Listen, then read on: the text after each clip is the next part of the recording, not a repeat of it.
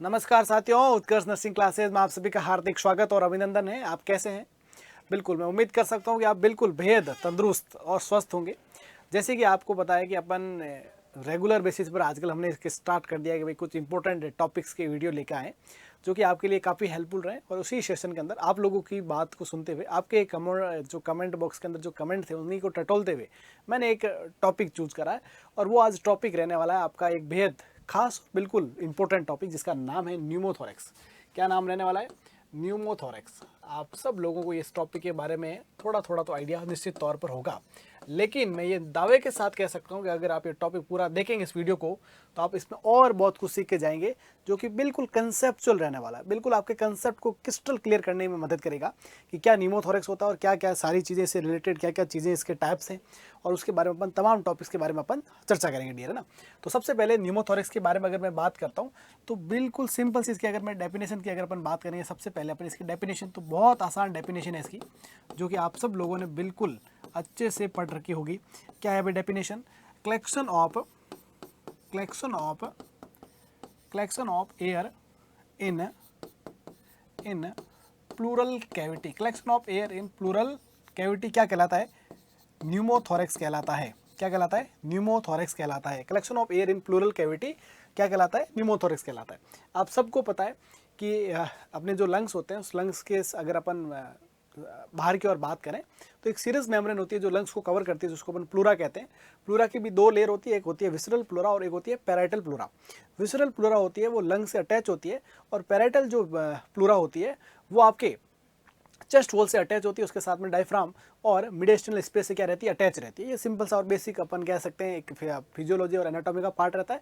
उसके अलावा उन दोनों के बीच में एक जो इंट्रा प्लूरल स्पेस रहता है, उसके अंदर हमेशा नेगेटिव प्रेशर रहता है, जो कि लंग्स को हमेशा एक्सपेंड करने में क्या करता है? मदद करता है। अब ये जो न्यूमोथोरेक्स है क्या, और न्यूमोथोरेक्स के अंदर अपन जो मुख्य तौर पर बात करते हैं, वो अपन बात करेंगे टाइप्स ऑफ न्यूमोथोरेक्स के अंदर, है ना। कितने टाइप्स के न्यूमोथोरेक्स होते हैं, और न्यूमोथोरेक्स के मतलब कॉमनली क्या क्या कारण हो सकते हैं, उसके बारे में अपन थोड़ी चर्चा करने वाले हैं। तो आप अपन देखो, सब लोग इधर आइए। सबसे पहले अपन बात करेंगे क्लासिफिकेशन ऑफ न्यूमोथोरेक्स, है ना। Classification of pneumothorax. Classification of pneumothorax, जिसके अंदर पहला रहने वाला है, जिसको अपन कह सकते हैं वो रहने वाला है based on etiology. Based on etiology के आधार पर अपन न्यूमोथोरेक्स को डिस्कस करते हैं। इसके अंदर दो टाइप्स होते हैं।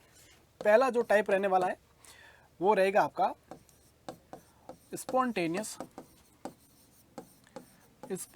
न्यूमोथोरेक्स। क्या रहने वाला है? Spontaneous pneumothorax. और दूसरा जो टाइप रहता है वो रहता है आपका ट्रॉमेटिक न्यूमोथोरेक्स। दूसरा जो टाइप रहता है वो क्या रहता है? आपका ट्रॉमेटिक न्यूमोथोरेक्स। क्या रहेगा? Traumatic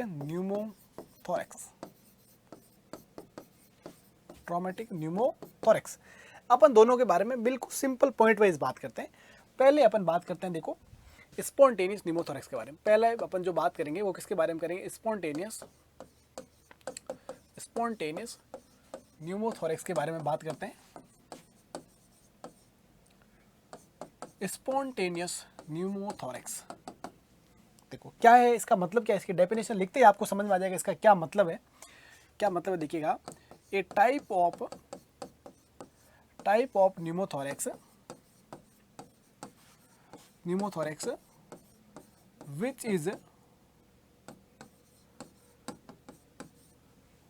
which is developed suddenly without any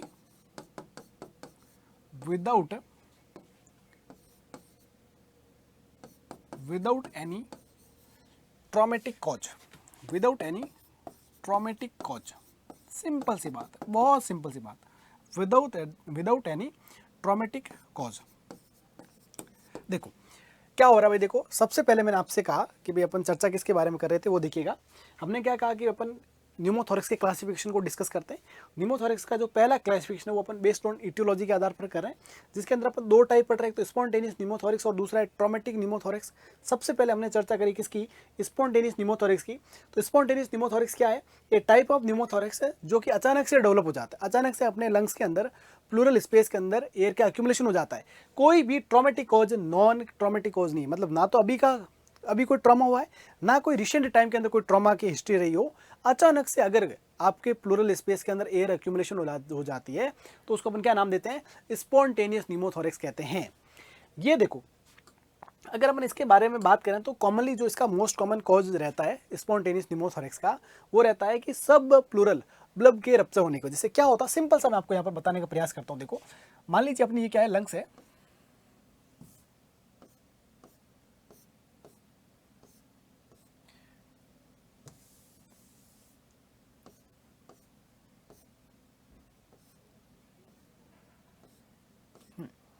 ये अपने क्या है, लंग्स है। अब इस लंग्स के अंदर अगर अपन लंग्स के अगर अपन देखें ना, तो बाहर की ओर क्या होता है, ये अपनी विसरल प्लूरा हो गई।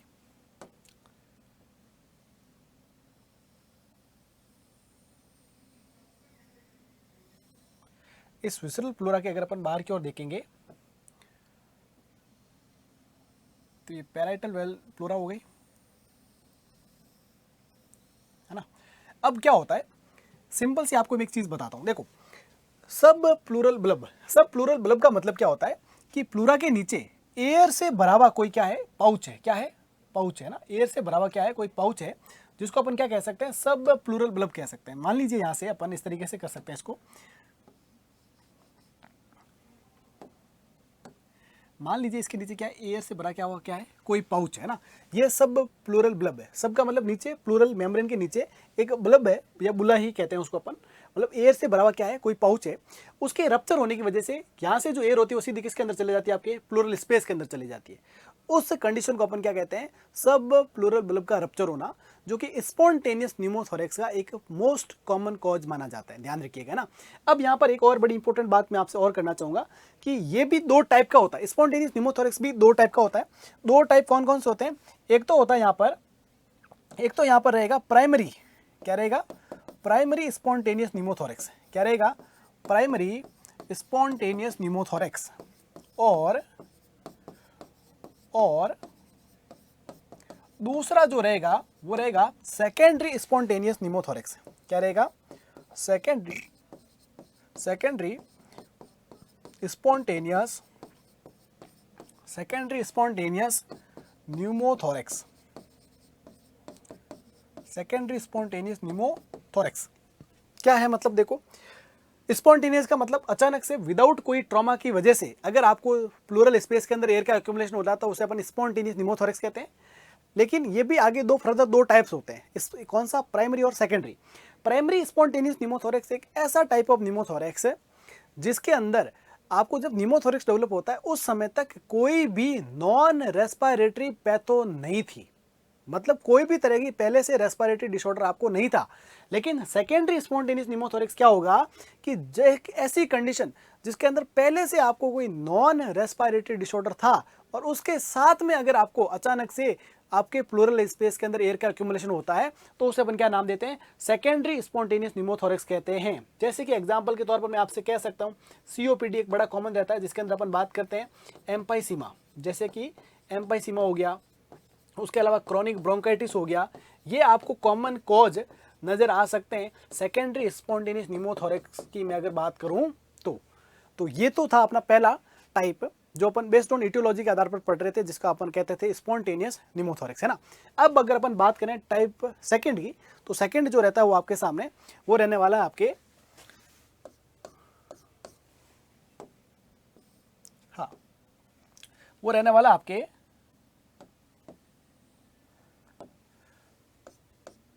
ट्रॉमेटिक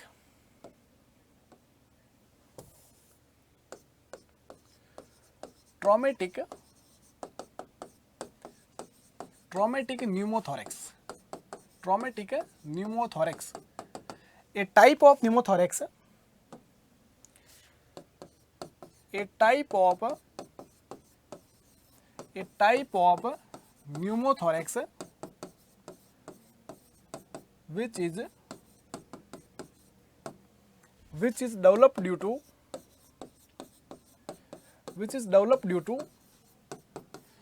to any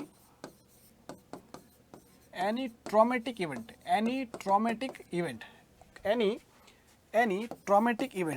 कोई ट्रॉमेटिक इवेंट की वजह से अगर आपको न्यूमोथोरेक्स डेवलप होता है तो उसे अपन क्या नाम देते हैं, ट्रॉमेटिक न्यूमोथोरेक्स नाम देते हैं। क्या नाम देते हैं, ट्रॉमेटिक न्यूमोथोरेक्स। मतलब क्या हुआ, कोई ब्लंट ट्रॉमा हो गया, रोड ट्रैफिक एक्सीडेंट हो गया, कॉमन जो इसका कारण रहता है रोड ट्रैफिक एक्सीडेंट रहता है, जो ज़्यादातर ये आपको ट्रॉमेटिक जो होते हैं उसके अंदर आरटी एक बड़ा कारण रहता है। उसके अलावा कोई गन शॉट हो सकता है, उसके अलावा और भी कोई तरह की ऑब्जेक्ट से अगर आपको ट्रॉमा होता है और उस वजह से अगर न्यूमोथोरेक्स डेवलप होता है तो उसे अपन क्या कहते हैं, ट्रॉमेटिक न्यूमोथोरेक्स के नाम से जानते हैं डियर, है ना। तो ये सारे पॉइंट आपको बिल्कुल याद रखने हैं। जो कि पहला क्लासिफिकेशन रहता है वो किस आधार पर रहता है, बेस्ड ऑन इटियोलॉजी के आधार पर रहता है डियर, है ना। अब अपन बात करते हैं दूसरे क्लासिफिकेशन, है ना। ये तो पहला क्लासिफिकेशन हो गया। अब अपन दूसरा क्लासिफिकेशन करेंगे। दूसरा जो इंपॉर्टेंट क्लासिफिकेशन करेंगे वो रहेगा based on mechanism of pneumothorax, है ना। दूसरा जो इंपॉर्टेंट क्लासिफिकेशन पढ़ने वाले अपन वो रहेगा अपन based on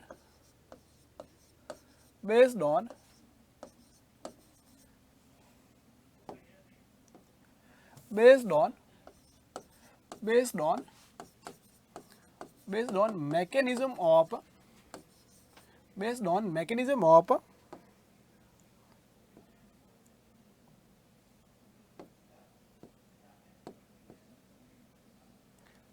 based on mechanism of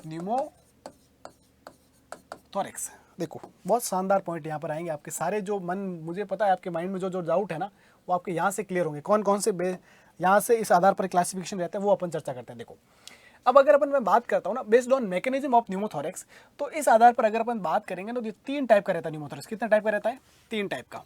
सबसे पहला क्लोज्ड न्यूमोथोरेक्स, क्या रहेगा, क्लोज्ड न्यूमोथोरेक्स।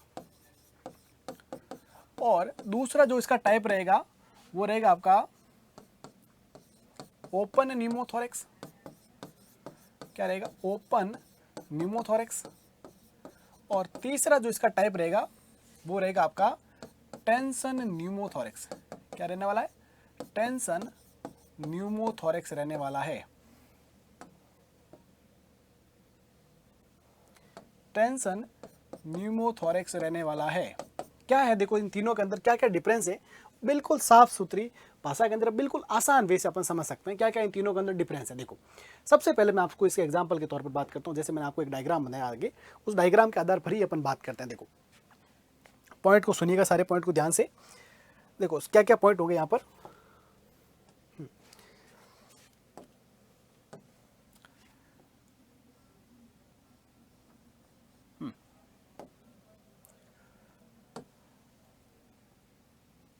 ये देखो, चलो सबसे पहले मैंने आपसे बात किसके बारे में करी, मैंने आपसे बात करी क्लोज्ड न्यूमोथोरेक्स के बारे में। किसके बारे में मैं बात करता हूँ यहाँ पर, सबसे पहले मैं आपको एक्सप्लेन करता हूँ क्लोज्ड न्यूमोथोरेक्स के बारे में।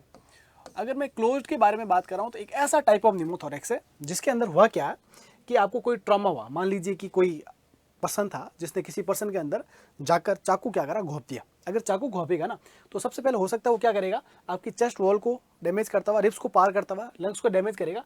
और वो लंग्स को डैमेज करते अंदर घुसा, और अंदर घुसते समय उसने क्या करा, आपके लंग्स की पैरेटल प्लूरा को डैमेज करा, विसरल प्लूरा को भी डैमेज करा, और आपको लंग्स को भी डैमेज करा।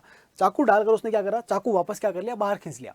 अब हुआ क्या कि जैसे उसने चाकू जब डाला था ना, तो आपको पता है कि प्लूरा के अंदर जो प्रेशर होता है वो हमेशा इन्वायरमेंटल वाले प्रेशर से क्या होता है, कम होता है, मतलब नेगेटिव में रहता है। उस वजह से चाकू को जिस समय डाला था उस समय क्या हुआ था, वहां से एयर की एंट्री हुई थी। जैसे उसने चाकू बाहर निकाला, जो ओपनिंग उसने क्रिएट हुई थी वो ओपनिंग अल्टीमेटली अपने आप ही क्या हो गई, क्लोज हो गई। एक टाइम एयर एंट्री हुई, अब कोई तरह का एयर की एंट्री नहीं हो रही है, मतलब अब कोई वे नहीं है, नो वे की कंडीशन है। लेकिन सिर्फ वन टाइम अगर एयर की एंट्री होती है, उस कंडीशन को और उसी समय जो एयर का एक्यूमुलेशन हो जाता है, उसके बाद फर्दर कंटिन्यू एयर का एक्यूमुलेशन नहीं होता है, ऐसा टाइप ऑफ न्यूमोथोरेक्स क्या कहलाएगा, हमेशा क्लोज्ड न्यूमोथोरेक्स कहलाएगा। ये टाइप ऑफ न्यूमोथोरेक्स है जिसके अंदर जो traumatic at the time of trauma आपका एयर का एक्यूमुलेशन होता है, उसके बाद फर्दर कोई एक्यूमुलेशन नहीं होता है। ऐसा टाइप ऑफ जो रहता है न्यूमोथोरेक्स, उसे अपन क्या कहते हैं, क्लोज्ड न्यूमोथोरेक्स कहते हैं। जो एंट्री पॉइंट होता है वो क्या हो जाता है, एक बार के बाद में क्लोज हो जाता है। सिंपल बात समझ में आ गई होगी। दूसरा जो टाइप रहता है वो क्या रहता है आपका, ओपन रहता है। क्या रहता है, ओपन। दूसरा जो वर्ड है यहाँ पर ओपन न्यूमोथोरेक्स। ओपन न्यूमोथोरेक्स के अंदर क्या होगा कि देखो, चेस्ट के ऊपर एक सकिंग वुंड बन जाएगा। अपन जब सांस लेंगे तो एयर के, जब अपन सांस लेंगे तो उस समय तो एयर को वो क्या करेगा, अपन सक करेगा, बाहर के इन्वायरमेंट वाली एयर को वुंड क्या करेगा, एयर को सक करेगा। लेकिन जैसे अपन सांस छोड़ेंगे तो वो क्या कर देगा, छोड़ देगा। मतलब क्या होगा, यहाँ पर टू वे प्रोसेस होगा। एयर की एंट्री भी होगी, मतलब यहाँ पर होगा क्या, टू वे प्रोसेस हो जाएगा। एयर की एंट्री भी होगी और एयर का साथ में क्या होता रहेगा, एक्सपायरेशन के साथ में क्या होता रहेगा, एग्जिट भी होता रहेगा। मतलब टू वे प्रोसेस होगा। एयर की एंट्री भी हो रही है सांस लेने के साथ में और एयर की एग्जिट भी हो रहा है। ऐसा टाइप ऑफ न्यूमोथोरेक्स जहां पर जो ओपनिंग साइट है वो ओपन है एंट्री के लिए और एग्जिट के लिए, ऐसा टाइप ऑफ न्यूमोथोरेक्स क्या कहलाएगा, आपके ओपन न्यूमोथोरेक्स कहलाता है। क्या कहलाता है, ओपन न्यूमोथोरेक्स कहलाता है। और जो तीसरा और सबसे खतरनाक और सबसे कॉमन जो अपन, जिसके अंदर अपन ज़्यादातर कंफ्यूज होते हैं और एग्जाम में क्वेश्चंस भी उस रिगार्डिंग काफ़ी ज़्यादा आते हैं, और वो क्या रहता है उसके बारे में अपन चर्चा करते हैं। देखो क्या है तीसरा इंपॉर्टेंट, हाँ उसके बारे में अपन चर्चा कर लेते हैं। तीसरा भी लिख देते हैं यहाँ पर, ठीक है। चलो यहाँ पर क्लोज हो गया अपना। दूसरा हमने डिस्कस कर लिया ओपन, और अब अपन बात करते हैं किसकी, तीसरे वाले की। और वो तीसरा वाला क्या है आपके, टेंशन न्यूमोथोरेक्स। क्या रहता है, टेंशन न्यूमोथोरेक्स। वाकई टेंशन वाला विषय कैसे है, देखो आपको इसके बारे में चर्चा करते हैं अपन। टेंशन न्यूमोथोरेक्स क्या है, टेंशन न्यूमोथोरेक्स बहुत आसान भाषा में मैं समझाऊंगा और आप बिल्कुल निश्चित तौर पर समझ जाएंगे। देखो पॉइंट समझना आपको है ना। आपको पता है कि एक टेंशन न्यूमोथोरेक्स में होता क्या है कि जैसे कोई ट्रॉमा हुआ, ट्रॉमा के समय क्या हुआ कि जिस साइड से ट्रॉमा हुआ ना, वो साइड की क्या हुआ, उस साइड की जो ओपनिंग है ना, वो ओपनिंग इस तरीके से बनी हुई है कि एयर की जो एंट्री है ना वो अभी भी क्या है, कंटिन्यूस है, लेकिन एयर का कोई भी तरीके से एग्जिट नहीं हो पा रहा। मतलब जो वुंड साइट है या जो ओपनिंग साइट है, वो ओपनिंग साइट एक वन वॉल की तरह काम करने लगी, जिसके अंदर एयर की एंट्री हो रही है लेकिन एयर का किसी भी तरीके से एग्जिट नहीं हो रहा है। समझ में आई बात। अगर वहां पर प्लूरल स्पेस के अंदर कंटिन्यूसली एयर का एक्यूमुलेशन होगा तो वो क्या करेगा, वो आपके लंग को कंप्लीट क्या करवा देगा, कोलैप्स करवा देगा। क्या करवा देगा, कंप्लीट कोलैप्स करवा देगा। बिल्कुल लंग्स को क्या कर देगा, एक जगह पर सीमित कर देगा।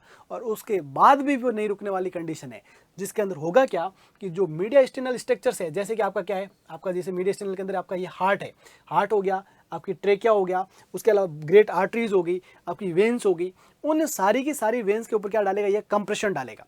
और जब ये कंप्रेशन डालेगा तो ये क्या कर सकता है कि अगर राइट साइड का न्यूमोथोरेक्स है और वो टेंशन न्यूमोथोरेक्स के अंदर कन्वर्ट हो रहा है, तो वो आपके हार्ट को क्या कर सकता है, कंप्रेस कर सकता है। और जब हार्ट को कंप्रेस करेगा और राइट साइड को कंप्रेस करा तो वो क्या करेगा, आपके वेन वाला जो आपके इंफीरियर वेना केवा और सुपीरियर वेना केवा के माध्यम से जो ब्लड आ रहा है उसको ड्रेन अंदर होने ही नहीं देगा, स्पेस नहीं बचेगा। और उसकी वजह से आपके बिल्कुल सर्कुलेटरी वॉल्यूम क्या हो सकता है, अचानक से कम हो सकता है और पेशेंट को लाइफ थ्रेटनिंग कॉम्प्लिकेशन हो सकते हैं। जब राइट साइड के अंदर कुछ आएगा ही नहीं तो लेफ्ट साइड तक कुछ पहुंचेगा नहीं, और पहुंचेगा नहीं तो पेशेंट के अंदर लाइफ थ्रेटनिंग कॉम्प्लिकेशंस हो सकते हैं। टेंशन न्यूमोथोरेक्स वाकई टेंशन करने जैसी कंडीशन होती है, और ऐसी कंडीशन के अंदर किसी भी इन्वेस्टिगेशन के भरोसे नहीं रहा जाता है। ये क्लिनिकल जो क्लिनिशियन है या हेल्थ केयर प्रोवाइडर है, वो उस कंडीशन को तुरंत क्लिनिकली असेस करके तुरंत एक्शन लेता है। और आप सबको पता होना चाहिए कि टेंशन न्यूमोथोरेक्स की कंडीशन के अंदर जो ट्रीटमेंट ऑफ चॉइस रहता है, क्या रहता है, ट्रीटमेंट ऑफ चॉइस की अगर अपन बात करें तो वो हमेशा क्या रहता है भाई, आपको लार्ज बोर की जो निडल होती है, कौन सी, लार्ज बोर की निडल है, उस लार्ज बोर की निडल को आपके सेकंड और थर्ड इंटरकोस्टल स्पेस के अंदर अपन कह सकते हैं, कॉमनली सेकंड इंटरकोस्टल के स्पेस के अंदर मिड क्लेविकुलर लाइन के अंदर आपको लार्ज बोर की निडल को इंसर्ट करना होता है। और उसको कॉमनली ऐसा किया जाता है कि उसके साथ में पीछे आईवी सेट कनेक्ट करके आपको उसका एंड को, आईवी सेट का जो एंड होता है वो आपकी वाटर बॉटल के अंदर रखा जाता है। जैसे ही नीडल इंसर्ट करेंगे वहाँ से एयर क्या होगी, बाहर आएगी और वो आपको वहाँ पर बबल की फॉर्म के अंदर नजर आएगी, जिसको आप आसानी से असेस कर पाएंगे कि ट्रॉमा जो टेंशन न्यूमोथोरेक्स की वजह से जो एयर का एक्यूमुलेशन था उसको हमने क्या कर दिया, रिलीव कर दिया। और एकदम से पेशेंट क्या हो जाएगा, उस कंडीशन से एकदम पेशेंट क्या हो करेगा, एकदम ओवरकम करने लगेगा, क्योंकि वहाँ पर जो प्रेशर था वो रिलीव कर दिया, लंग एक्सपेंड होने लगेंगे और आपकी जो रेस्पिरेशन की जो डिफिकल्टी थी वो थोड़ी रिजोल्व होने लगेगी और उसको अंदर बाकी जो सारे फैक्टर्स होंगे उस क्लिनिकल कंडीशन से रिलेट रहेंगे और उस पर डिपेंड करेंगे कि आगे वाला क्या प्रोग्रेशन रहता है उसके बारे में ना। तो ये जो था ये आपको बेसिक रहता है। इसके अंदर आपको लिख सकता हूँ लार्ज बोर्ड निडल जो कॉमनली 16 गॉज रहती है into second intercostal space mid clavicular line के अंदर आपको क्या करना है, इंसर्ट करना है। ध्यान रखिएगा बहुत खतरनाक और बहुत कॉमन कंडीशन होती है टेंशन न्यूमोथोरैक्स के अंदर। जो मीडियल स्ट्रक्चर्स होती है उसके अंदर कंप्रेशन होता है, उसकी अनअफेक्टेड साइड शिफ्टिंग होने लग जाती है, जिसका लेट साइन होता है ट्रैकियल डेविएशन। इनिशियली आपके राइट साइड ऑफ हार्ट को, अगर राइट साइड के अंदर है तो लेफ्ट साइड के अंदर है तो लेफ्ट साइड ऑफ हार्ट को कंप्रेस करता है। उसकी वजह से आपको तमाम सिस्टमेटिक कोलैप्स जैसे फीचर्स नजर आते हैं। एकदम से ब्लड प्रेशर डाउन हो सकता है। राइट साइड के अंदर है तो जुगुलर वेन डिस्टेंशन जैसे फीचर भी नजर आ सकते हैं और उसके अंदर आपको लेट साइन के तौर पर ट्रैकियल डेविएशन भी देखने को मिलता है। तो ये तमाम जो थे आपको ये दोनों के दोनों जो बेसिक क्लासिफिकेशन थे आपके न्यूमोथोरैक्स के, उम्मीद करता हूँ ये आपके बेसिक कंसेप्ट को क्लियर करने में और समझने में क्या करेंगे, निश्चित तौर पर मदद करेंगे। और ये जो टॉपिक था मैंने आपके ही कमेंट बॉक्स में से किसी एक सिंगल इंडिविजुअल के कमेंट से मैंने उठाया है। आप भी अपने निश्चित तौर पर अपने इस कमेंट बॉक्स के अंदर अपनी राय जरूर दीजिएगा, कैसा सेशन लगा और आप क्या और कुछ पसंद करते हैं जो आप चाहते हैं कि आपके डाउट के तौर पर सॉल्व किया जाए। तो आप सभी लोग इस सेशन में जुड़े, आप सभी लोगों का तहे दिल से शुक्रिया। मिलते हैं एक नए सेशन के अंदर, तब तक लगे दीजिएगा। नमस्कार।